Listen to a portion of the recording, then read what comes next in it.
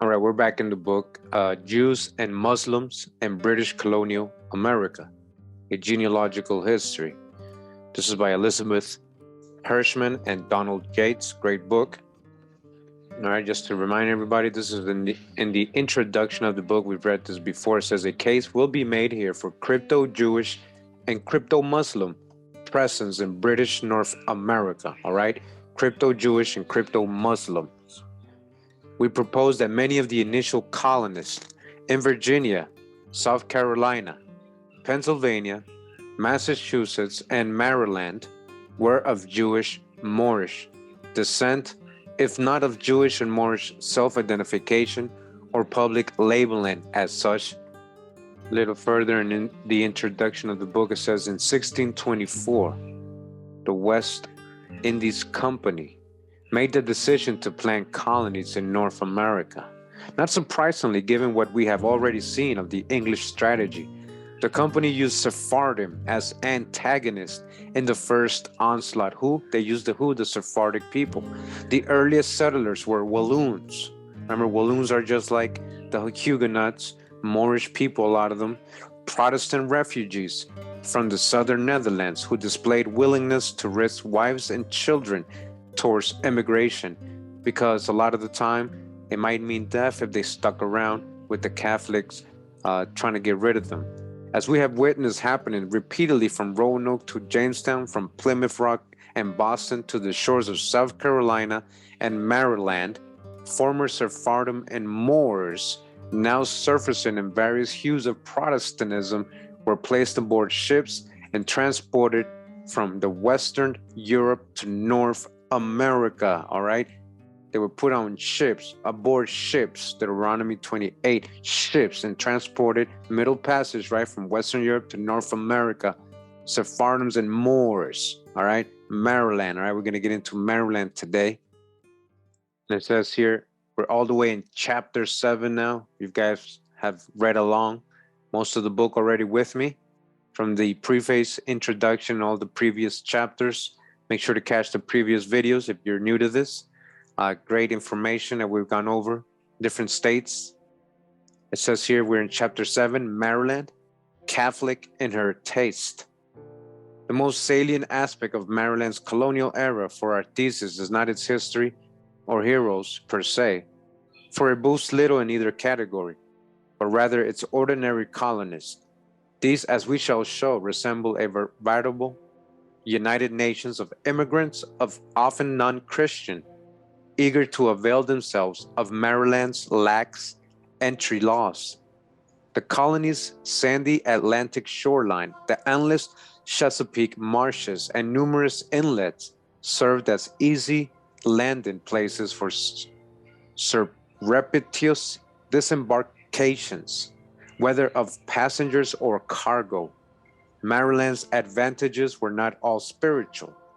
If tobacco figured as the colony's biggest cash crop and export, it was Maryland's where the bulk of it was grown, all right? And tobacco was grown there a lot. For it rapidly outstripped Virginia. Even though Maryland product was not so fine, it was less expensive.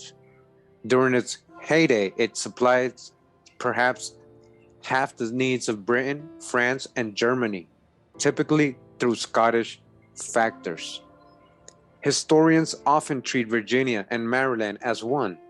The Chesapeake colonies were a region dominated by scattered plantations. Maryland's population, so goes the orthodox account, was overwhelmingly composed of the drifting poor of England, arriving as indentured servants. All right, we got the previous videos on indentured servants and all these people that were landed in Maryland. Okay, remember? Let's go back to the previous presentations and remember how many were being brought over here and ending up in the plantations, right? Working in these tobacco and sugar plantations. Who? Europeans, right? Indentured servants. The colony's whole pattern of life reflected little more than the British county, with its parish church and landed gentry transplanted to a new world setting. Underneath the tidy veneer, however, the beginnings of Maryland harbor many mysteries and just plain contradictions. Here we will draw on James Walter Thomas' Chronicles of Colonial Maryland, 1900, as our primary source for establishing Maryland's chronology, and then have recourse to the several extensive colonial families of Maryland volumes to discuss the settlers. On the 5th of March, 1634, two aptly named ships, the Ark and the Dove, arrived at the mouth of the Potomac River. On board was Leonard Calvert, who was to govern the province under the proprietorship of Caecilius Calvert, 2nd Baron Baltimore. His older brother, Baron Baltimore, reasoned that to make his domain profitable, he needed to acquire colonists whom he could tax, and therefore, under the conditions of plantation, every freeman who came to Maryland was to be awarded 100 acres of land for himself, a like quantity for his wife, every child over 16 and each servant, and 50 acres for every child under 16 years of age, to be held by him and his heirs and assigned forever. All right, so you see the deal they were getting all these deals. They needed people to colonize, and this is what they were offering all these people. And of course, a lot of people took it. In 1641, these grants were reduced to 50 acres and 25 acres, respectively. Very importantly, no restrictions on the nationality of the settlers were imposed. They didn't care who it was. While it is true that by 1636, the grants were restricted to persons of British and Irish descent, by 1648, they were reinstated for persons of French, Dutch, and Italian descent. Notably, these were countries heavily populated by Sephardic conversos, as well as Moriscos or Moors. In 1683, it was reconfirmed that lands were again available to all persons willing to purchase them. Undoubtedly, these were the most lenient freeholder opportunities available in British North America. They would and did attract many of those displaced by the Inquisition. All right, what is the Inquisition again? When Ferdinand and all of them, remember, they were like, let's get rid of the Jews and the Moors. The Inquisition, the Holy Inquisition, forcing Christianity to the Jews and the Muslims by force.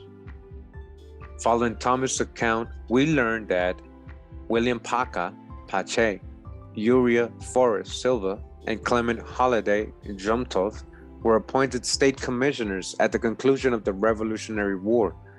St. Clement's Manor, 1659-72, had as landholders Arthur de la Haye, Hebrew letter, John Gee, another Hebrew letter, John Green, of foreign complexion, Benjamin Hammond, Christopher Carnell, Hungarian Scottish, note the Hebrew Tilphoric al suffix, John Goldsmith, a typical Jewish trade, Roland Mays, example Mays after the month, and John Mansell, Hebrew Victor. Among others, by 1760, Anthony Simis, Hebrew descendants, Moses Tabbs, Hebrew cook, butcher, William Kennedy or Kennedy, Candia, Candiani or Kandi, and Lee Massey, Hebrew, were serving as vestrymen of the Poplar Hill parish. Okay, continue, it says Maryland's colonists. With that brief introduction to the state, we are going to explore now the identities of some of Maryland's colonial era settlers, the names of whom we believe will seem both unusual and familiar by now to the reader. We retain the variable spelling of names to show, among other things, how a Hebrew or Arabic name could gradually become more English sounding in as short a time as a single generation, right? How they were anglicizing the names. Edeliah Adams married James Dakes on 14 April 1748. Edeliah Adams Dakes was mother of the following children: Jesse, James, Daniel, Sabra, Sarah, and Stephen. Adams is a common Sephardic surname. Edeliah Adams Dakes and her husband James Dakes, who bears a Greek surname meaning Minyan, named a child Sabra, non-biblical Hebrew for a cactus flower. Alif, Arabic Joseph Alif of Angola Neck, died leaving a will dated 13 November 1700. Mention our wife Bridget, son William, daughter Bridget, wife's son Ebenezer Jones, witnessed by Thomas Carey, Lada Greek, Carey, Roger Corbett, Eliza Simmons. The subject Joseph Alif carries a Morisco Islamic surname, all right? Morisco Islamic surname. Alif, first letter in alphabet leader. The name of his township, Angola Neck, suggests this may have been a Portuguese settled community in Maryland, all right? Angola means Portuguese, huh? All right. Ali, it says Arabic. Ali, the Ali family of Queen Anne County was present in Maryland by 1730. This family married into the Mason family and were indentured for a time to Thomas Ringgold of Chester. Ali is obviously of Sephardic or Morisco origin, example Ali, and the Ringgold family is Sephardic, as we shall later show. All right, all these people. Are or Ari is markedly Arabic Morisco surname. It means lion. Ariel, right? Ariel, Ari, the symbol for the tribe of Judah. David Ari married Hannah Jadwin in 1695. David Ari Planter died leaving a will dated 19 January 1714, 5. Named were children John, Esther, and Deborah. The will stated that if the children were not properly cared for, George Bowers was to take them in charge, and if he be deceased, they were to be under the care of the Quaker quarterly meeting. David and Hannah were the parents of John, Deborah, and Debrew, who married Benjamin Peratt and Esther, all right? So these Arabic Morisco people talking about, hey, let the Quakers take care of our kids, if anything, all right? Why? Because remember who the Quakers are. Joseph Ari, brother of David Ari, married Jane Clark, born 1688. She married first in 1704, Benjamin Peratt, married second, Joseph Ari, and married third, William Scott. A lot of husbands. Joseph Ari died leaving a will dated 6 November 1728. The heirs named were sons-in-law Eleazar and William Peratt. Joseph was the father of Mary. David noted in the will of his cousin Esther, and Jonathan on 5 of November 1762, Jonathan Irie and Enoch Morgan and Sarah, his wife, conveyed to John Jenkinson and Joseph Berry 3 acres whereon the Tuckahoe meeting house and graveyard came to be for the use of the people called Quakers. All right, you see who donated that land to the Quakers? Morisco people. Jonathan Ari died leaving a will dated 8 December 1767. Mentioned were cousins Sarah, William, and John Tillotson, and friend Edward Shetham. Executor was John Tillotson.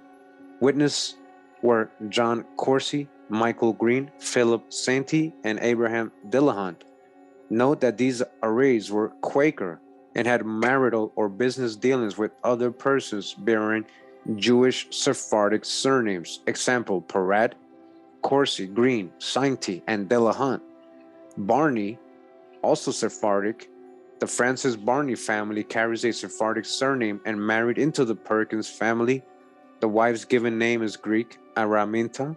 The use of Greek names was common among Mediterranean Jews who had become Hellenized as early as 300 BC. Estate appraisers included William Racine, Persian for prince, and Aquila, Spanish for eagle or águila. Jacob Isaac von Bibber married a woman named Christiana, converso name. Isaac Matthias and Henry van Bibber, or Bibber, were brothers, sons of Jacob Isaac van Bibber, a Hollander. Isaac van Bibber, son of Jacob Isaac van Bibber, was naturalized 25 March 1701. Isaac van Bibber, perhaps the original spelling, or Beber, almost like Berber, right?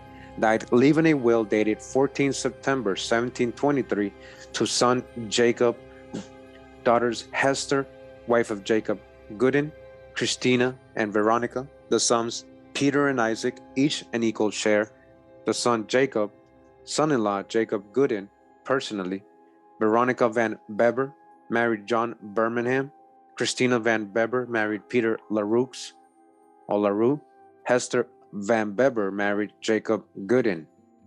The original surname of the Van Beber family above was Isaac's, a Jewish surname, right? It was Isaac's, they're saying.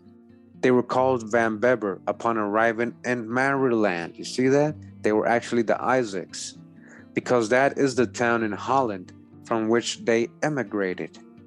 Van Beber is also known to be a Jewish surname. Think of the philosopher Martin Buber, or Berber, and is found among the Melungeons, a Sephardic Morisco Native American ethnic group in Appalachia. Notably, the family also had business dealings with Edward Cooper of Jamaica, an individual known to be the Jewish and denoted in records as mulatto, half Indian, not half African, as often imagined, okay? Half Indian and what? Sephardic, Morisco. Half Indian and what? Morisco. Half Indian and what? Morisco or Sephardic, not African, as often imagined. William Boone, son of John Boone, married Margaret Jump. William died leaving a will dated 22 July 1728, naming sons Jacob, Joseph, Abraham, Benjamin, Moses, and daughters Elizabeth, Mary, and Rachel. Boone, or Boone, was a common Sephardic surname derived from buen, bono, bon, all meaning good, all right, like bueno, right, buen, as we have seen. Note the Hebraic naming patterns in this family. Briscoe family. The Briscoe, or Bresca, is commonly accepted by researchers as Sephardic surname. Philip Briscoe was born about 1647 and died in 1724, having married Susanna Swan, daughter of Edward Swan. Their children were John, Philip, Edward, married Susanna Sly, daughter of Robert Sly, and Priscilla Goldsmith, Jewish surnames, George, Sarah, Judith, Susanna, Anne, James, Elizabeth, and Israel. Parmenas, Greek. Briscoe was born in 1749 and married Anne Briscoe, daughter of Gerard Briscoe and Ruth Macmillan. Their children included a son who married Harrison Briscoe, a daughter Elizabeth who married George Cole Briscoe, Sally Truman, Polly, Gerard, Robert, Fanny, Patsy, Bolivar, Spanish, Rebecca, and Hezekiah. Jeremiah Briscoe married Elizabeth Harlan. Their children were Phoebe, Silas, George, John, Cassander or Cassandra, Greek, and Sarah. With the Briscoe family, we have clear evidence of multi-generational endogamy at the first cousin level, practiced to a great extent among Sephardic Jews and Muslims during this time. Robert Crouch died leaving a will dated 30th of October 1711, naming wife Mary, sons Robert, John, Jacob, daughters Rose, Hebrew, Rhoda, and Ellie, Rachel, and her son, and grandson John and Jacob Taylor. The estate of Robert Crouch was administered by Jacob Crouch, and the legatees were John Crouch, Alice Layton from Leiden in the Netherlands, Rachel Carey, Anne Disharon, Rose Gordon, and Robert Crouch. In this entry, Anne Disharoni is named as a legatee of John Crouch. Disharoni is the Gaelicized rendering of Sharon, a Hebrew place name and surname. Example, Arian Sharon, Prime Minister of Israel. Davis. There were multiple Davis families in Maryland. Davis was one of the most common Jewish surnames in England during the 1600s and 1700s. Later, it was the second best known English Jewish surname. Among these, the Philip Davis family married into or had business dealings with several likely Sephardic families. Example, those of Philip Raisin, Persian for Prince, Charles Ringgold, Abraham Iris, George Cooper, and Simon Worrell. John Davis died leaving a will dated 13 July 1789, naming sons Reuben, Eli, Stephen, and Daniel, and daughters Leah, Tabby, Nellie, and Sinah. Hebrew. Also mentioned were William Hopwell, George Disharoon, father-in-law of Reuben Davis, Hetty Sturgis, Austin Nellie Austin, and wife Claire Trower Diaz. Portuguese. Tabitha Davis, daughter of Beecher Davis, married her cousin Levin Buchamp on May 1, 1765. Benjamin Davis and Ishmael Davis witnessed the will of Matthew Rain, example Rain, or 30 January 1737. Benjamin Davis witnessed the will of Elizabeth Tingle on 18 May 1740. Children of Benjamin and Mary Davis were Anne, Matthias, Leah, Hebrew name for model, mother, Mary Abijah, Sephora, and Sophia. Daniel Davis died leaving a will dated 7th of May 1747. To son William, he left a 50-acre tract, Battle Ridge, to son John his plantation house, and to 5 youngest children, Isaac, Daniel, James, Levine, and Judah Davis. Personal items. William Davis, son of Daniel Davis, died leaving a will naming wife Patience and children Spencer, Elizabeth, Salita, Jiddish, non-biblical, and Keziah, Arabic, Hebrew, incense. John Davis immigrated to Maryland in 1666. He died leaving a will to maintain younger children John, Tamerlane, David, Francis, Sibylla, Greek, and Eliza. To daughters Frances, Sibylla, and Eliza, he left 600 acres. To granddaughter Tabitha, Arabic, Dorcas in Greek, Davis, he also left some land. To son Tamberlin Davis, he left the residue of Tabitha's portion. Son David also received land, and youngest daughter Elizabeth, some personal items. To wife Eliza and her children John, Tamberlin, David, Francis, Sibylla, and Eliza, he gave the residue of his estate. We propose that these several Davis families were Jewish. What is different about the last one is the use of the Persian name given Tamerlane or Tamerlane for a son. Tamerlane, 1336-1405, was born near Samarkand, Uzbekistan. He was an extraordinary conqueror whose domain ultimately spread from Turkey to India. By religion, he was Muslim. Thus, the use of his name as given name for the Davis family son strongly suggests that they were themselves Muslim or had come from Turkey in the general region in which Tamerlane had lived. Okay? Again, naming and marriage patterns tell the story. John Davis, on the other hand, has sons and daughters carrying definitive Judaic names. Example, Reuben, Leah, and Sanah.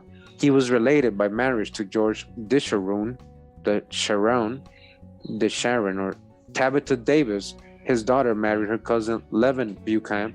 Within the Benjamin Davis family, Benjamin and Ishmael witnessed Matthew Rainey will, and again, the naming pattern for children was strongly Judaic. Example, Abijah, Sephora, and Sophia, Greek.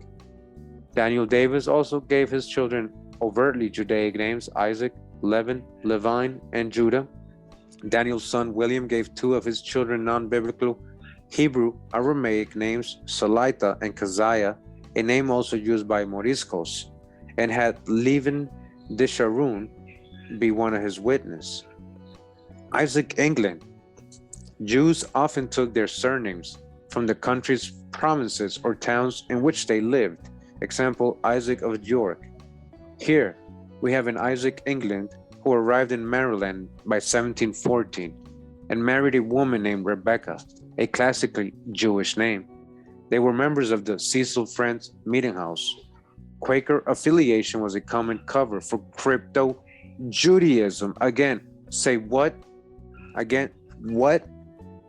What is Quaker? What is Quaker? Quaker affiliation was a common cover.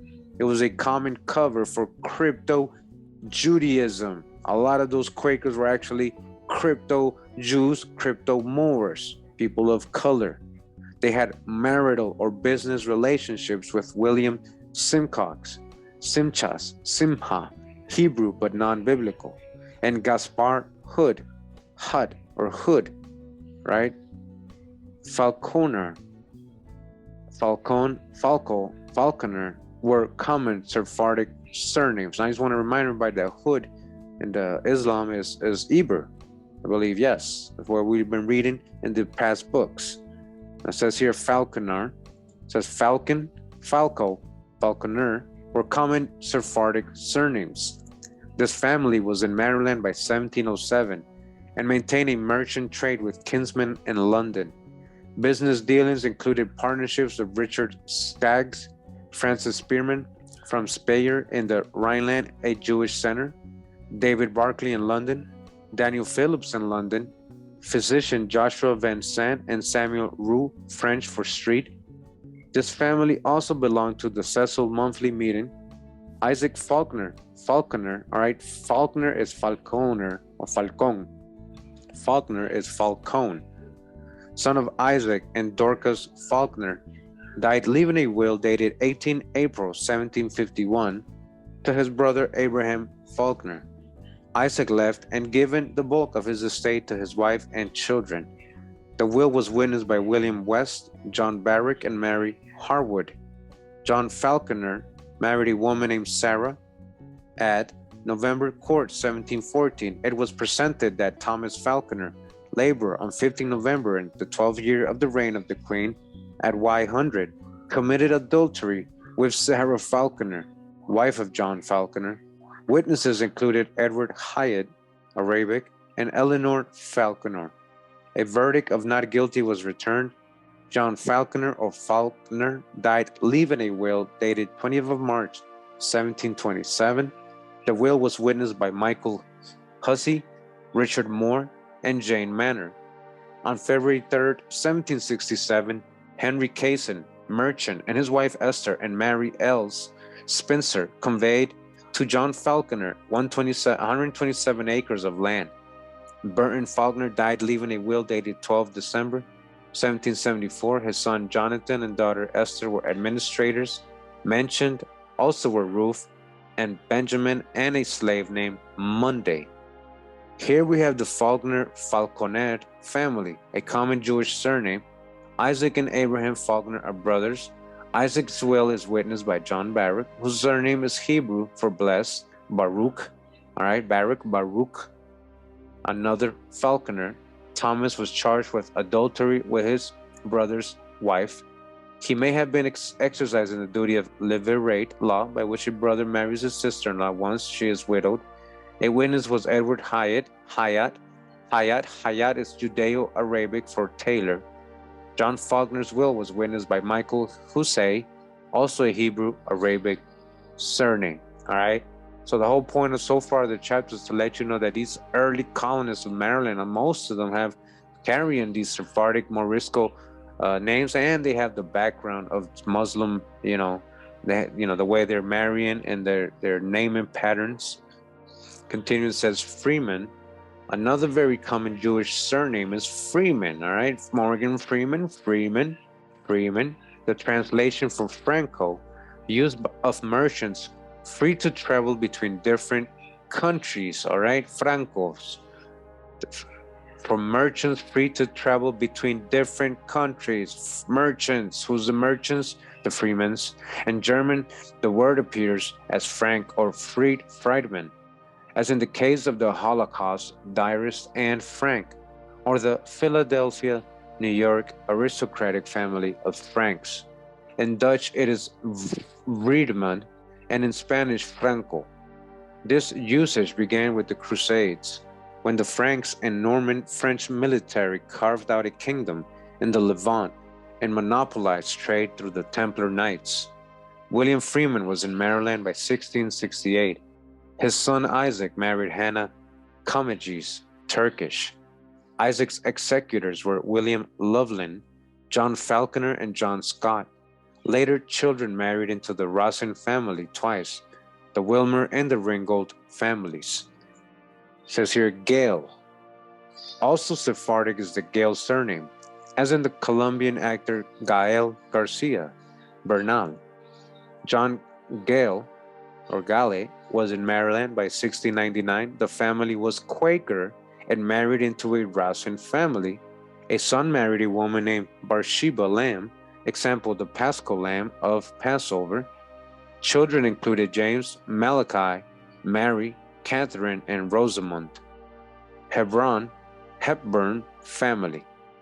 This family carrying a Palestinian surname arrived in Maryland by 1665.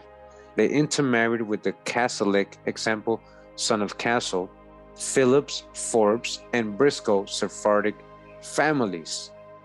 Mordecai Jacob was born 24th of May, 1714, and died about 1771. He was the son of Benjamin Jacob and wife Alice. In December 1745, he married Jemima, Arabic. Jemima is Arabic, all right? On Jemima, yeah, Jemima is Jewish, Sephardic, Jewish, Arabic. Isaac, so Jemima Isaac, that's her name. Children were Ruth, married Isaac Hall. Benjamin, married Eleanor Odell, Berber, surname. Mordecai, Sarah, Alice, Isaac, George, Jemima, and Eleanor. The will of Mordecai Jacob was probated on May 8, 1771. The witnesses were Benjamin Gaither, John Isaac, and Joseph Peach Pershing. Clearly, this was a self-aware Jewish family, even though living publicly as Christians, right? Remember crypto conversos, so-called new Christians, right? Secret Jews, secret Christians. A Jacob's man has married an Isaac's woman, and many of the children's names are Hebrew.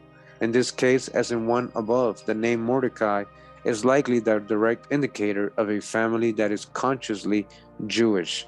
Few, if any, Christians would use this appellation, which derives from ancient Hebrew and has important associations with the legend of Esther celebrated at Purim, Sephardic Jews' favorite high holy day. Michael LaSalle, or LaSalle, Arabic, LaSalle. Oh man, I went to LaSalle College for a little bit. Not a lot, but yeah, I didn't know that was Arabic. LaSalle, LaSalle, Arabic, married Martha Cook in 1705 and died around 1742. His estate was appraised by P. Kennard and Francis Barney, Sephardic. Nathaniel LaSalle, an orphan son, was underage in 1736 when he was bound to Thomas Roos, plasterer. He died March 1756. Thomas Ringgold and William Wilmer signed as Michael LaSalle's creditors. Nathaniel LaSalle and Alice Reason signed as his next of kin. Martha LaSalle filed the inventory on 15th of May, 1756.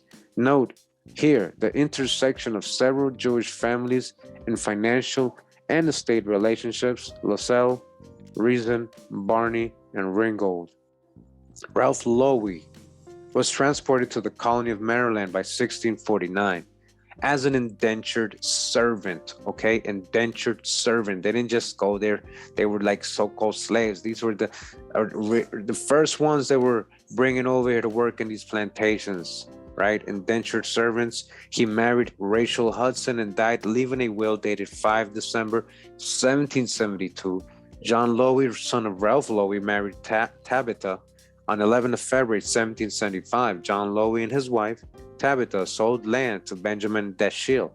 George Lowe, or Lowe, son of Ralph Lowy, married on 29 December 1754 Sarah Cotman, daughter of Ebenezer Cotman. The father's will was witnessed by Richard Green and Ralph and Hudson Lowe. Hudson Lowe had children, Levin and Samuel.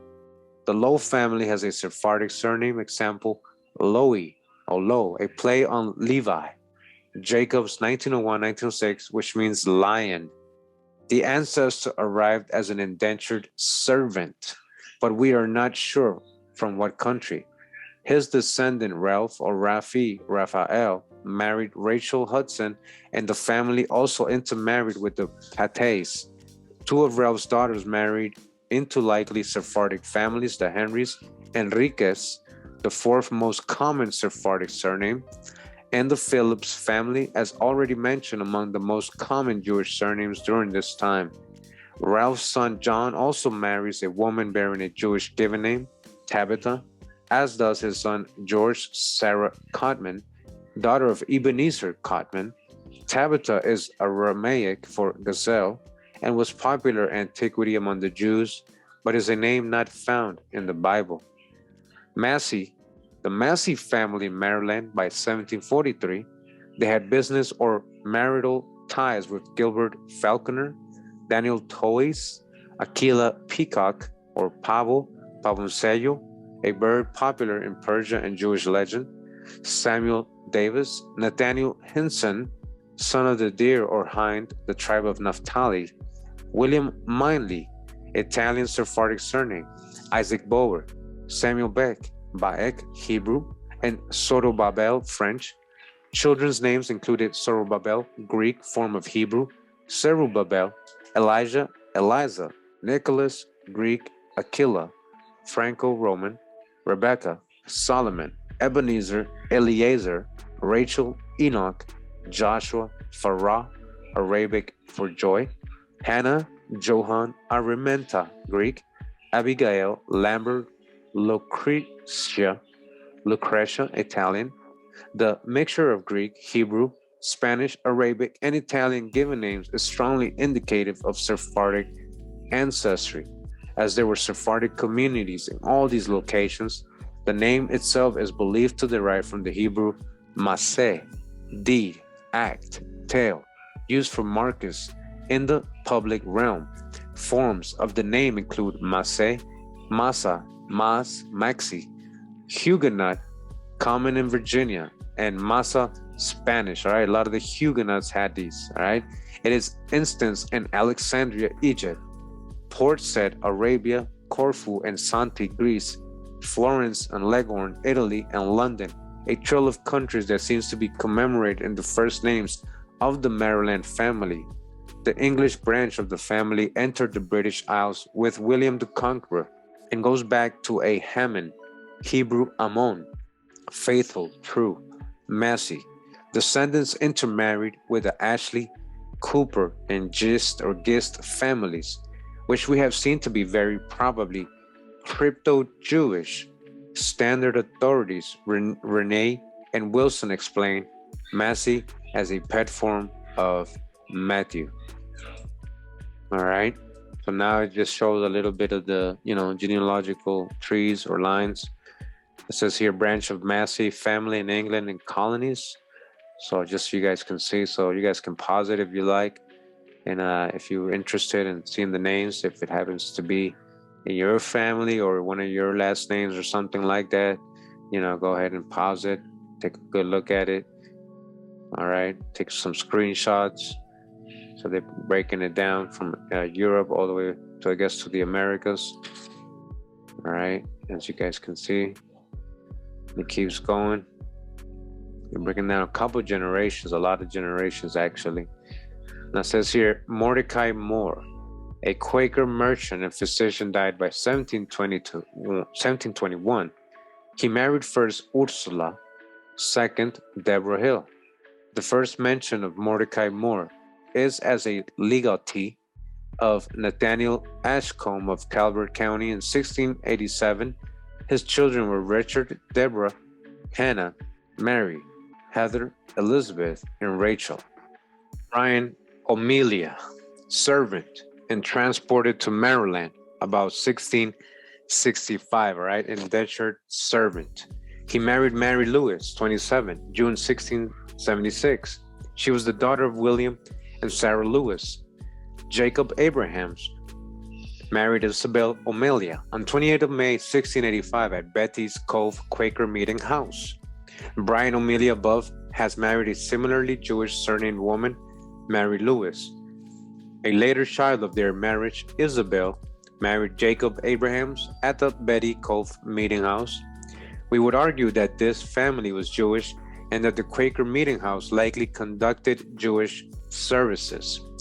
Benoni Phillips, son of John Phillips, first married Rosianna Elliott, daughter of John and Jane Elliott. Second, he married a woman named Comfort. He died having written a will dated 25 of June 1742, leaving to his son Thomas the residue of Gloucestershire, unless he married one of the Lewises or Annons, in which case land to go to his brother Jacob. He also left property to his son Solomon, as well as to the sons Jacob and Jeremiah. As mentioned earlier, Phillips was a very common Jewish surname during the 1600s to 1800s. Benoni is the Jewish nickname for Benjamin. Interestingly, Benoni's will prohibits certain assets from passing to his sons John if the latter should marry into the Lewis or Annan families, who would also appear to be Jewish. It may be that he was in the midst of becoming secularized and ceasing to be Jewish. Elijah Purnell was a witness to the will of Daniel Selby, written in 12 December 1694, along with Thomas Smith, John Purnell, John Russos, and Cornelius Shahan, Arabic. He was the father of the following children: William, who married his first cousin once removed, Mary Robbins, daughter of Thomas Robbins and Lemuel Chesed, Hebrew; William, son of John and Elizabeth Radcliffe. Purnell married Mary Elizabeth Fawcett, Arabic for Lord, daughter of Lambert and Levina, Hebrew, Facet, and was father of the following children: John, Catherine, Elijah, Benjamin, Mary, William, Leah, Azariah, Levi, Thomas, and Jephthah. John Purnell, born 1725, married his first cousin, Zipporah Purnell, daughter of John Purnell. Zipporah later married her cousin, John Radcliffe. These entries for the Purnell family suggest Sephardic origins. The witnesses to a will include John Russo, French Sephardic, and Cornelius Shahan, Dutch Morisco. Children are given non-biblical Hebrew names, example Chesed, as well as Hebrew tribal names, example Levina and Levi, and there are first cousin marriages. Thomas Raisin was born 1640 in England and died in 1687 in Maryland. Some 90 rebels sailed on the ship Happy Return under Captain Washam after the Monmouth Rebellion of 1685. They were delivered to John Brownie and Company for Sir William Booth of Barbados. Thomas Racine was sold to Colonel John Simpson. Here a Thomas Racine, Persian surname meaning prince, has entered Maryland as a political prisoner, sold as an indentured servant. Thomas and Elizabeth had 7 children, all right?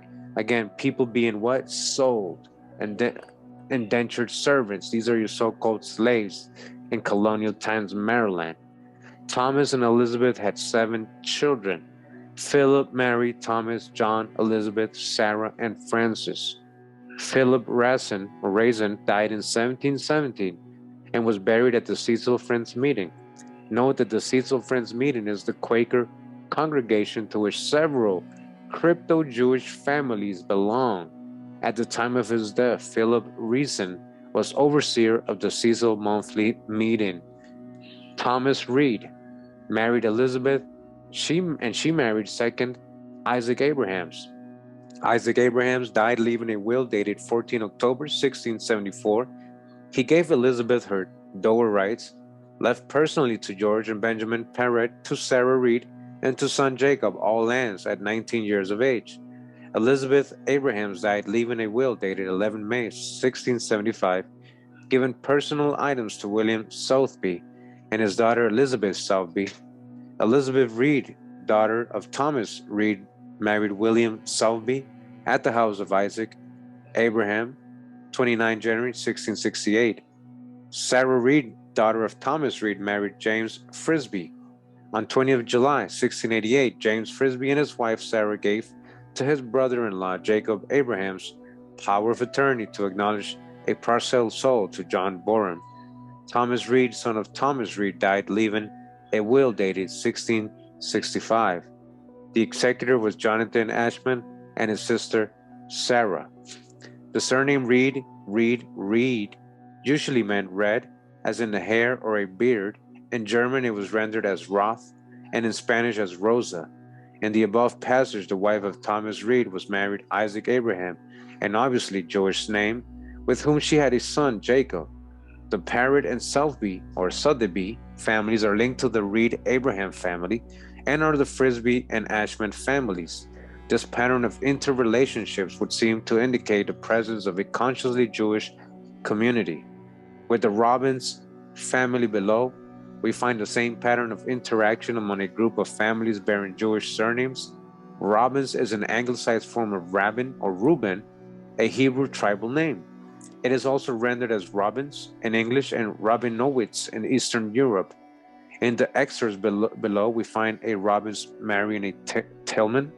When the husband dies, Wilman Goldsborough marries her in traditional Jewish levirate pattern, one we have seen often before.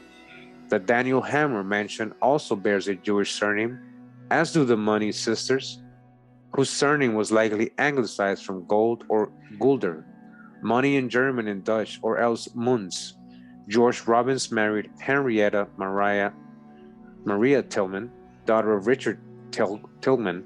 Anna Maria, daughter of George, and Henrietta Maria Robbins married Henry Holiday Jomtov, or Shana Tova in Hebrew. The will of George Robbins was witnessed by William Sharp, Isaiah Parrott, Eleanor Robinson, and Thomas Ringgold. On 2nd of September 1747, William Goldsborough married his first wife Elizabeth's half-brother's widow, Miss George Robbins, who was then 40 years old and the mother of 6 children. Her maiden name was Henrietta Maria Tillman, and she was 4th child of Richard Tillman II and Anna Maria Lloyd. On April 1731, she married George Robbins, and 5 years later, she married William Goldsborough. On 28 February 1757, Daniel Hammer and his wife Anne, daughter and heir of Robert Ivy, and great-granddaughter and heir of Robert Smith, conveyed to Susanna Robbins 600 acres. William's Goldsborough will was proved 5 November 1760, and it names several of the Robbins family members: to wife Henrietta Maria Goldsborough, late dwelling plantation on Island Creek at her decease; to nephew Greenberry Goldsborough, son of brother John Goldsborough; to each niece Mary Money and Anne Money, daughters of late sister Mary Money, sum of $20 sterling, or 20 sterlings, 20 pounds sterling; to each brother Robert, Nicholas, Charles, and John Goldsborough, 1 mourning ring; to niece Caroline Goldsborough, 20 sterlings; to nephew Greensbury Goldsborough's slaves; to son-in-law Thomas Robbins, tract lying near Choptank Bridge; to daughter-in-law Anna Maria Holiday, Margaret Robbins, Henrietta Maria Robbins, and Susanna Robbins, 10 sterlings each; the daughter-in-law daughter Elizabeth Robbins, 100 sterlings of Great Britain money, or 100 pounds sterling, when she is aged 21, residue of estate to wife Henrietta Maria Goldsborough. Charles Ross, son of John Ross, married Naomi and died leaving a will dated 20 December 1722. Thomas was father of Levin, born around about 1744. Peter Ross, possible son of John Ross, married Esther. Peter Ross died leaving a will dated 13 March 1762. Mentioned was Sabra Hammond. Ross, a corruption of Rose, was one of the most common Jewish surnames in England during the 1700s. Here we have Charles Ross marrying a woman named Naomi and having a son named Levin. We then have Peter Ross, likely his brother, marrying a woman named Esther and leaving property to Sabra, Arabic, Hammond for Hammon or Ammon, Hebrew. These naming patterns suggest a continuation of Jewish identity in Maryland for this family. Edward Skidmore arrived in Maryland from England in 1657. with a group that included Rise, Basil, Greek, Saunders, Alexander, Simons, Eleanor Abrahams, Ursula, Duffy, and Elias Godfrey. The executor of Edward's will was Theophilus, Love God, Hebrew Jael, Hackett, Sephardic Arabic. Inventories on his estate were taken by Ebenezer Blackiston, example Blackstone, perhaps a dealer in ebony, and Isaac Harris, Jewish surname. Here again, we encounter a group of persons who are likely of Jewish ancestry, arriving together as a community. Samuel Tovey originally came from Bristol, England, emigrated to Maryland by 1675, and transported his wife Elizabeth and two children, Elizabeth and Samuel, to Maryland by 1679. Samuel was indentured to James Ringgold, all right? So just real quick, I just want you to see that these people weren't just being slaves to just any random people, like they were indentured themselves to specific, even people that were from the same cultural background. Even Sephardic Jews and Moors, they were indenturing themselves. A lot of them were just so they can help them come over here, have a job, and eventually they can get their freedom and freedom dues and get their own things going. Just wanted to point that out. Again, Samuel was an indenture to James Ringgold in 1676. Samuel's son married Mary Fuchs, or Fuchs in German for Fox, Jewish, and his son-in-law was Richard Kane. Example, Kohani. Tohi or Tawi is a derivative of the Hebrew letter Tov, Greek letter Tau. Gerrit van Sant, the son of Stoffel, Ashkenazic van Sant, emigrated about 1651 from the Netherlands. He settled in New Utrecht, Long Island, where the records often refer to him as Gerrit Stoffels. Example, Gerrit, son of Stoffel. He was the father of Stoffel, Hebrew, Cornelius, Latin, Joshua, Hebrew, or Josias, Harmon, corruption of Hebrew, Hiram, Albert, Johannes, Jacobus, Hebrew, George, Jacina, Hebrew, and Garrett, French. Stoffel Van Sant, son of Garrett, was born in the colony of New York about 1670 and took the oath of allegiance at New Utrecht in 1687. He moved to Bucks County, Pennsylvania. He married first Annetje Stoffels and second Rachel Corson, and joined the Ben Salem Hebrew for Sons of Peace Dutch Reformed Church by certificate in 1710. All right, Ben Salem. So what I want to point out here is that, the story goes that it was all these white, Christian English people, colonizing these areas. And that's why they're pointing this out in this chapter, that these families are not so English, they're not as English as we thought they really were. Continuing, it says Samuel Wikis mentioned his will marry Camel, Hebrew Arabic, Camel letter of alphabet, Sarah Nash, Richard Hale, and Henry Vizard, Arabic. The will was witnessed by Mary Miller and Mary Samuel. His will also mentioned the estate of George Gold Hawk. Legatees' names were Rachel Wicks and Richard March. De Soto in Spanish, all right? March is De Soto. Joseph, son of Joseph Wicks, married Alice, daughter of Michael Miller. One of their daughters was Mary, who married William Granger. Other daughters were Rachel, who married William Ruach, Arabic, Wind, Open Air Market, and Elizabeth, who married James Cuberford. Frances Wiley married first Elizabeth Wingate and second Rachel Wingate, both daughters of Philip Wingate, all right? So he married sisters.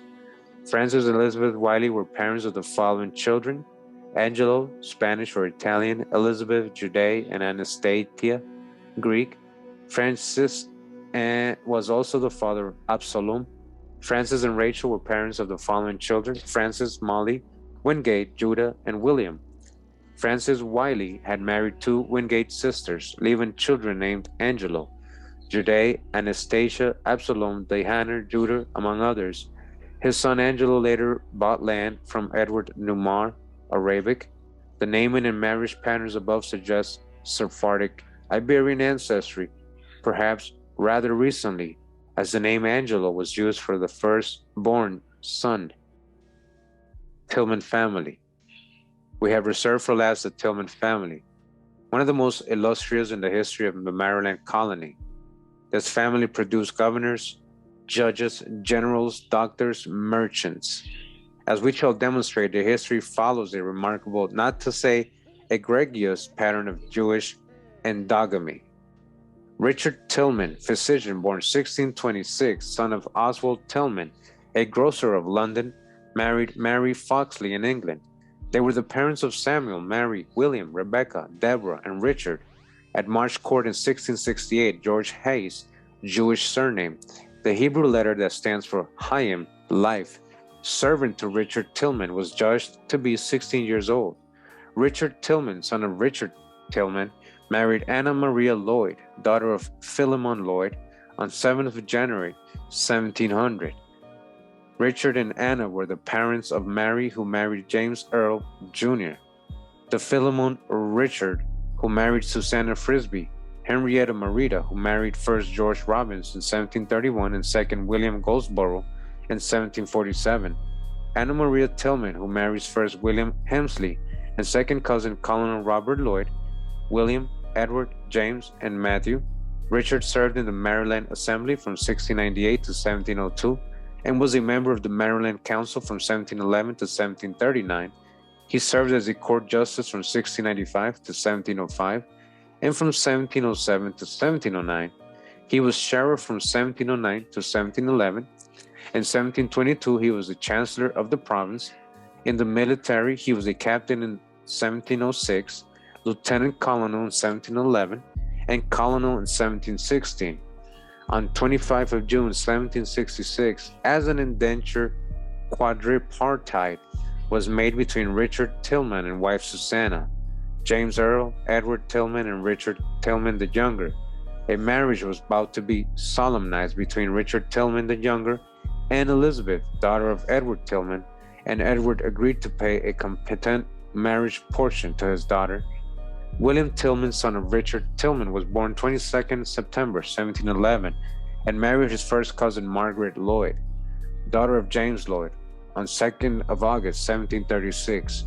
William and Margaret were the parents of Anna Maria, who married Charles Goldsborough, Richard James Margaret, who married her cousin Richard Tillman, son of Matthew Tillman, Henrietta Maria and Mary, who married Edward Roberts.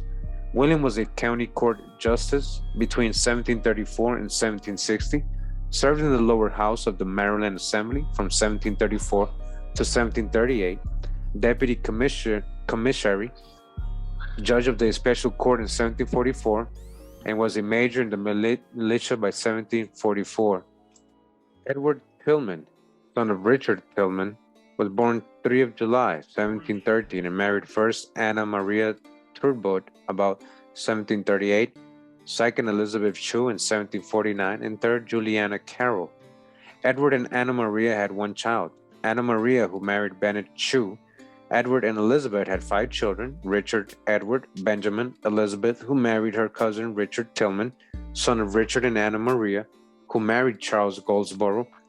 Edward and Juliana had 4 children, Matthew, Benjamin, Mary, who married her cousin Richard Tillman, son of Matthew, and Susanna. Edward was High Sheriff from 1739 to 1742 and served in the lower house of the Maryland Assembly from 1746 to 1750.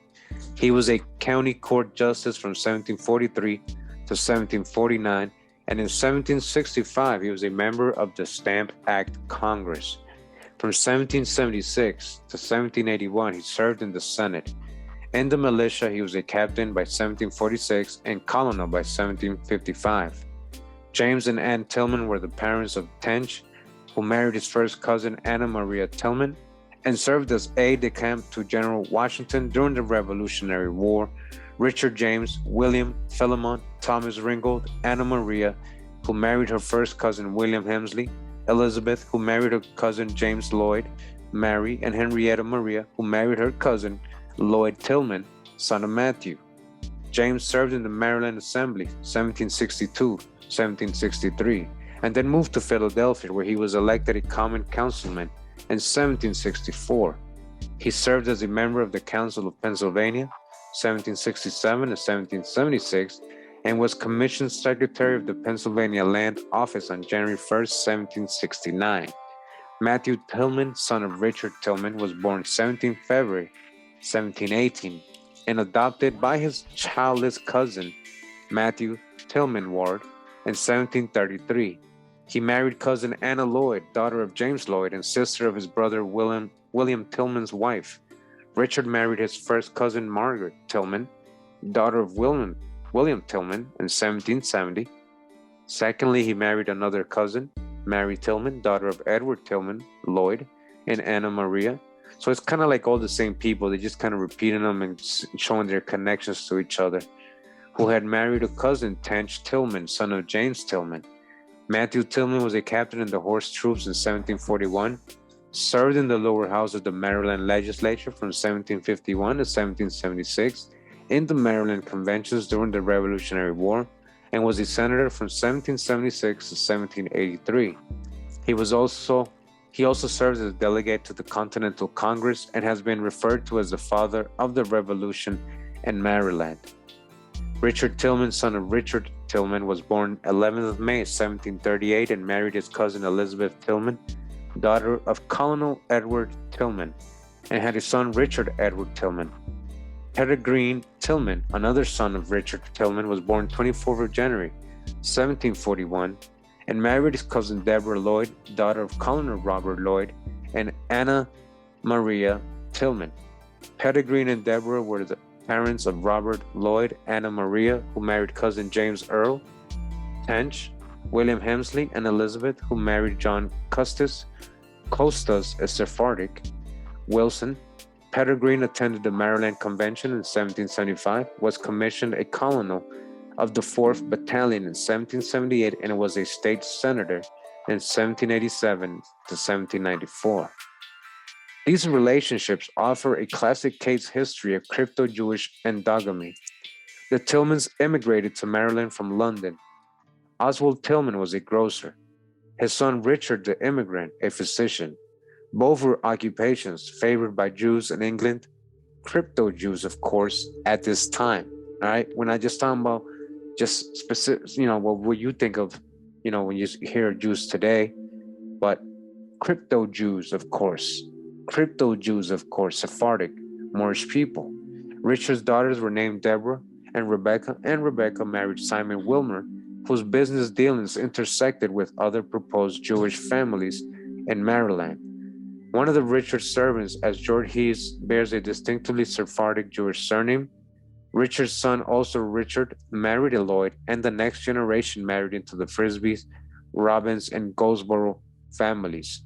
The family then embarked on a multi-generational escapade of endogamy that surpassed even the exhibited by the Boones and Bryants and the Chaffins and Hackett's, both of which are Sephardic Melungeon lineages. Among both Sephardim and Muslims, endogamy included first cousin and levirate marriages, was commonly practiced as ways of maintaining blood purity and familial secrecy if needed regarding religious practices. Not to belabor the subject, we list other Maryland names thought to be possibly Sephardic or Moorish in Appendix I. By way of conclusion, let us glance at one of those Adair, Hebrew name for a month, to illustrate a common path to extreme western frontier taken by settlers landed in Maryland. One of the authors termed this the Great Melungeon Migration.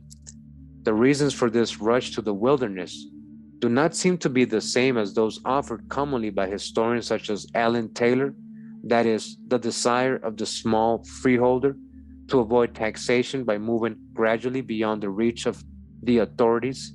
Instead, we see a pattern of landing, often illegally, and making a beeline for Kentucky and Tennessee, stronghold of the Melungeons, right? Tennessee, also Cherokee, where breakaway Carolinians had gone so far as to establish the semi-independent state of Watauga and later Franklin. All right, you hear that? Who was doing that? A lot of these Maryland people that we just read about. John Adair Sr. is said to have come to Baltimore with his family in 1760 from Ballymena country, Antrim, Ireland. The family heads straight for the westernmost English settlement in Augusta County, Virginia, later Boudetourt, briefly called Fincastle, where the father joins the militia and signs a succession of petitions that today are viewed as signs of the pre-revolutionary revolt against England. As soon as the way is clear, we find him in the newly established Watauga settlement in East Tennessee and Boone settlement in Kentucky, Wayne County.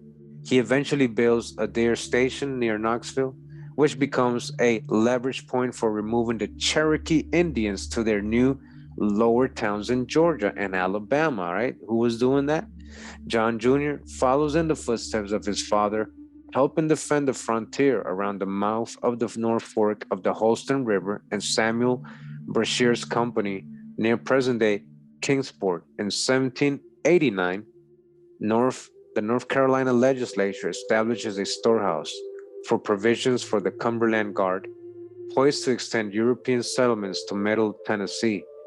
The storehouse is at the home of John Adair.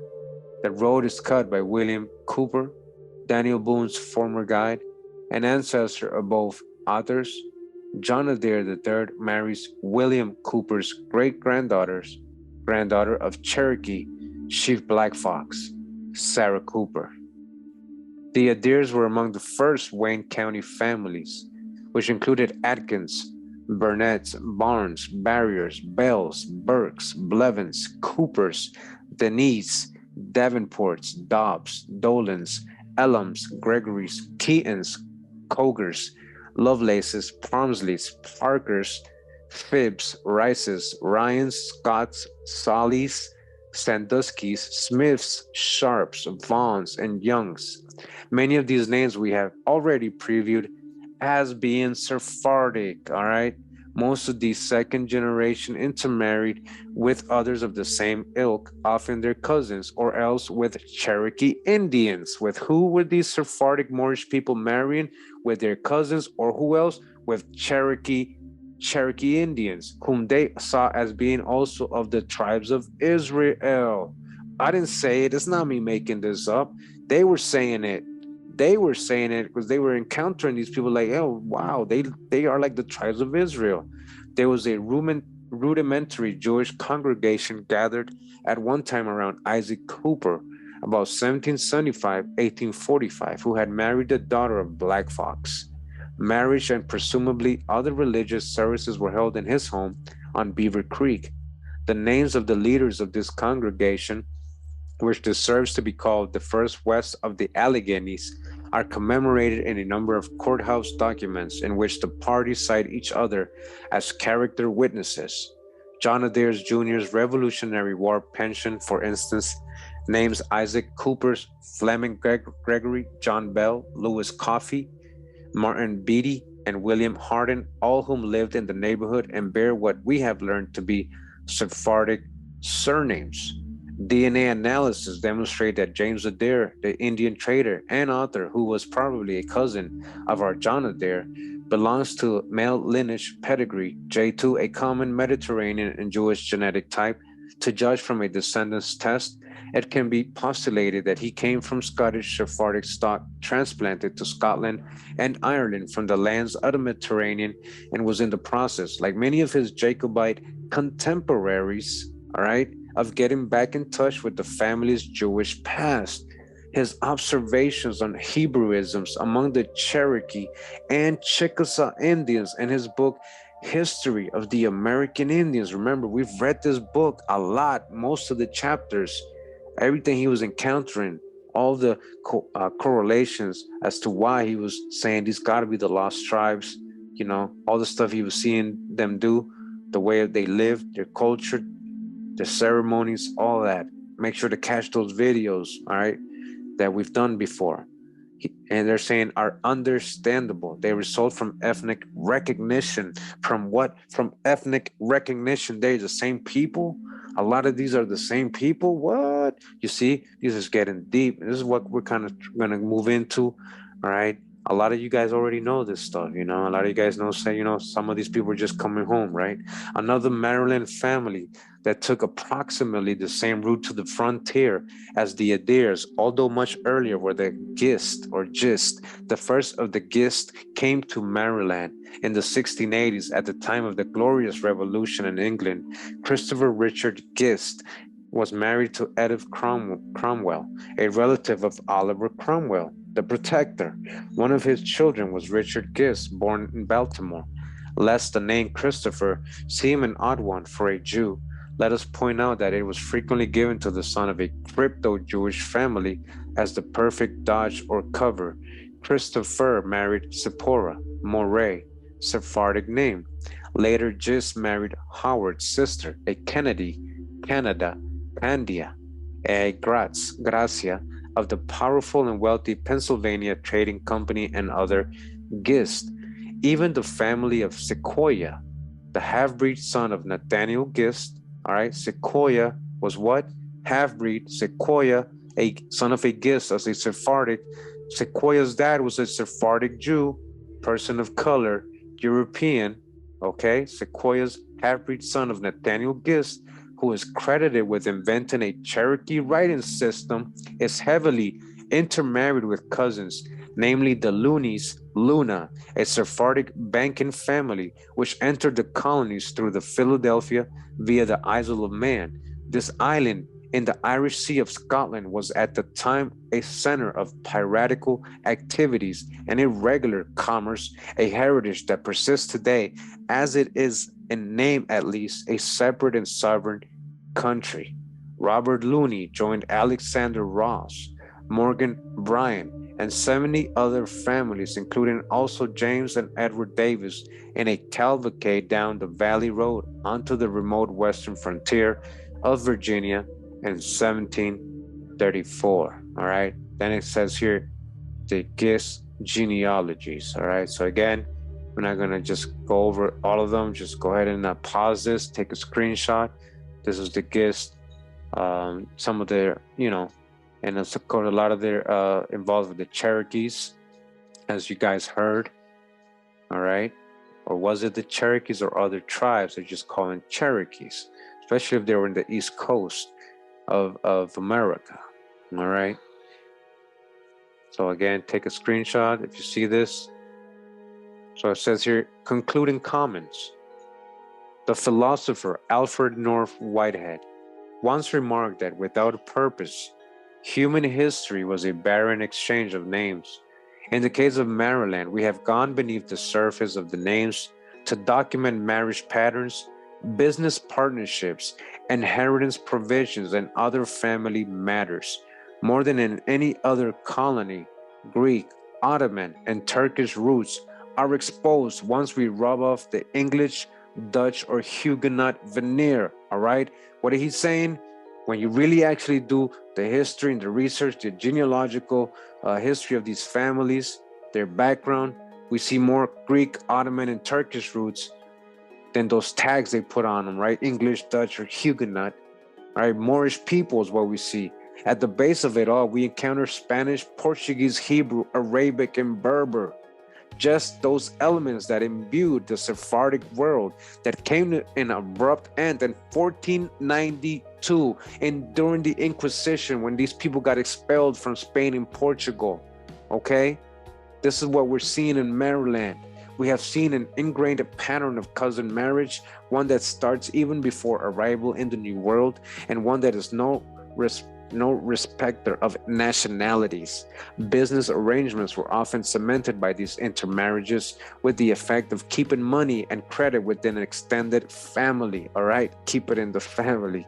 Finally, we have drawn back the curtain of Quakerism.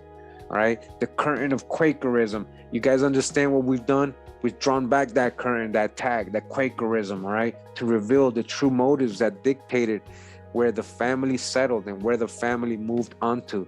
None of these traits we suggest was random or accidental. It was all organized. These were the people colonizing Maryland and most of the colonies as we now know, okay?